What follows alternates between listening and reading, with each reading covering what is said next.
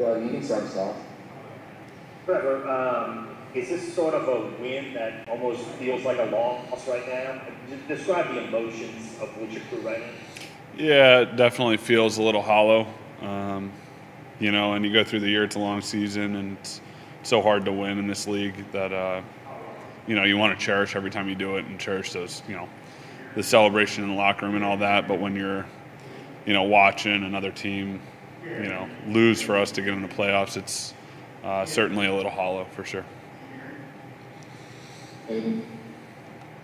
What goes through your mind when you see Taysom go down, then try to come up, and then go back down? Like, how quickly do you have to go from just being an observer to, all right, I got to go and I got to go now?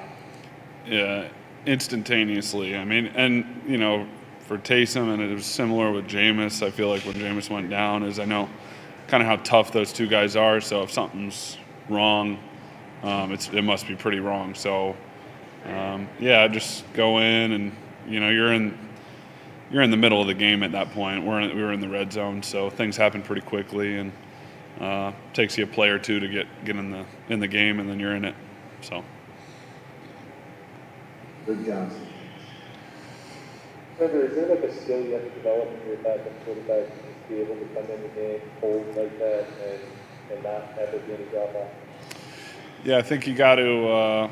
I think the week of prep is probably the harder part of being a backup or being a two in this league, to be able to consistently prepare as if you're starting, even though 95% of the time you're not going to play, or however many times you're not going to play. Just to mentally going through the week and staying in it that way is probably tougher than the day of the game, truly. But staying in it, I'm fortunate. We got a great room. The players are helpful between Taysom, Jameis, Ian, but we got a great staff, so they keep us ready to play. And then when it happens quickly, like I said. Fletcher. Yeah, Trevor, I mean, not to put you on the spot, but this entire season, from the item displacement to 4 quarterbacks, all the injuries too, I mean, literally watching in the locker room is another team. Can you just, off the top of your head, remember a stranger season in your football career? No. I thought last year was pretty weird with all the COVID things going on, but this is it's been chaos. To put it in one word, it's been chaos. For us, and I think it's hard to process that now and internalize that. But I think that's something I think we can hang our hat on. Is the leadership, the captains, and everybody kind of righting the ship when it was chaos at times. Yeah, you mentioned Jameis a little bit earlier. He was here today. Hasn't been around a lot as he's been rehabbing. What was that like, just having him with the team today? It was awesome to see him in person. He's been zooming into our quarterback meetings, so we've been able to talk to him and see him a little bit that way, but to see him in person, see him walking around and shoot the breeze with him a little bit pregame was great. So great to see him. Did you know he was going to be here today? We found out Thursday he was making the trip in, so that was we were all looking forward to that.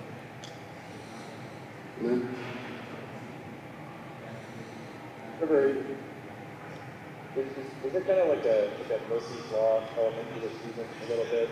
It seemed like everything that could possibly go wrong did. And how do you guys think you navigated that? Yeah, I think, the season is never, it's never straightforward any year. And as bad as things were at times, or as weird as they felt, like I said, the leadership in the locker room and with the coaching staff kept us on the straight and narrow when it could have got real ugly, I think. So I think, again, it stinks right now to miss out and just miss the way we did, but to get to nine wins with all things considered is, I think, something we're going to look back on in maybe a few months or however long and be pretty proud of. Got time for 2 more. Doug moves on.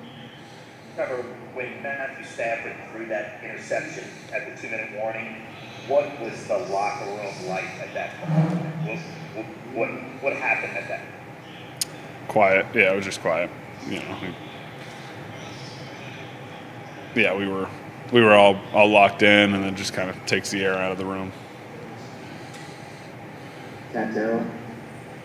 Trevor, when you lose this way, relying on another team, and they lose versus, I don't know, you lose and can't go to the playoffs, does it feel any different, or is it all the same in the end? Yeah, this certainly feels a little weird. I've never been on a team where, you know, we were waiting on the last game and waiting on another team, and you win, and you're waiting for somebody else to pull through for you. So this is a first for me. But, yeah, definitely, like I said, a little hollow for sure. Appreciate your time, Trevor. Thank you. Yeah, thanks, guys. Appreciate it. Malcolm Jenkins can be a